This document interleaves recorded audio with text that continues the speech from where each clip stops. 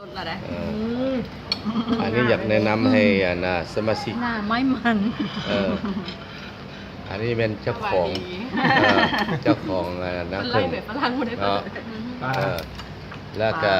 สบายดี พยุง ทอยุ่ง สามีภรรยาคนไทย มีภรรยาเจ้าของโรงแรมโรงแรมอยู่เกาะสัปปะรดเนาะอยู่ใส่เกาะอยู่พัทยาเหนือบางละมุง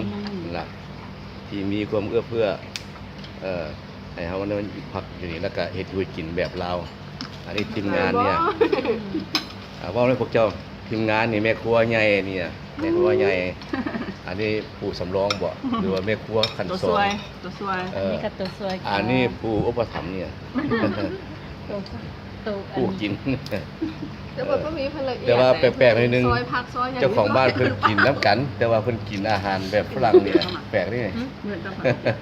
ซึ่งแซ่บเด้อ ขายแพงยกแม่ โอเค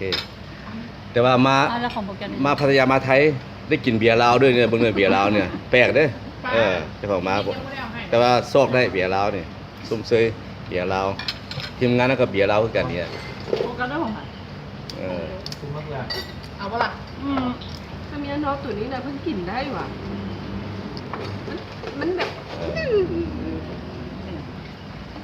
โอ้ เอาคนละแก้ว กินแบบแซ่บเลยเนาะ อีกแก้วนึงเอาที่ไหน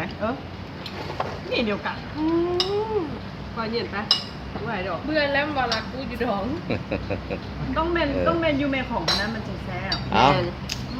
เอายกเนาะยกเนาะเอายก ยกแล้ว ยกเอาขอมาขอบใจเลยอยู่ดีไม่แห้งอยู่ดีไม่แห้งเด้อ พอกันนั้น ร่ำรวย พอกันนั้นหนีเวียดได้เนาะเวียดลายเนาะ เอาตัวนี้ก่อนเอายกเฮาซะหน่อยเอาทีม เมื่อไหร่ ทีมเบียร์เราทีมเบียร์เรายกเด้อเอาจิ้นเอาอยู่ดีไม่แห้ง มากินอะไรนี่ เอาผู้นี้ดิอันนี้เอาอย่างนี้อันนี้โอ้อันนี้ก็เลยเนาะบุมีอย่างนี้เอาอย่างเช่นเจาะอยู่เสียเอาอันนี้ซ้ำๆกันเช่นน่ะเอาเราขาวบ่วะ ยกซื้อกัน เอายกเดี๋ยวไป เดิมมาสุดหน้า เอาเด้อ ขอบคุณน้ำปุ๋ยแท้ ขอลุยต่อเด้อจบวันนี้แหละ